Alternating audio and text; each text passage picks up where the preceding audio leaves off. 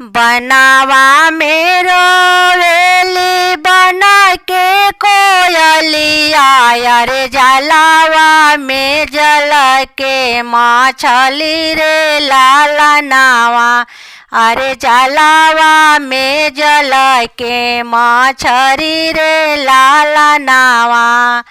बेटी लेके रोवेला बेटी के पापा, अरे बेटी लेके रोवेला बेटी के पापा, अरे कैसे करब कन्यादान रे लाला नावा, अरे कैसे करब कन्यादान रे लाला नावा। जैसे तू मोरे पापा तिलक चढ़वला, अरे जैसे तू मोरे पापा दबाद खोजल, अरे ओइसे कर कन्यादान रे लाला नावा, अरे ओइसे कर कन्यादान रे लाला नावा।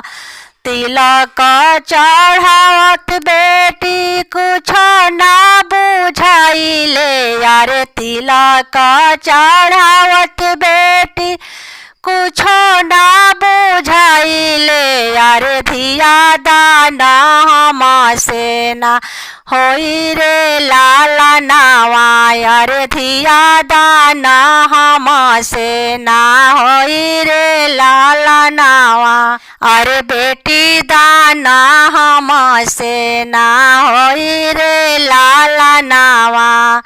चाहे पापा रोवाहूँ चाहे पापा झाँखाहूँ, अरे चाहे पापा रोवाहूँ चाहे पापा झाँखाहूँ, अरे इहे हउए रीति रिवाज रे लाला नावा, अरे इहे हउए विधि विधान रे लाला नावा।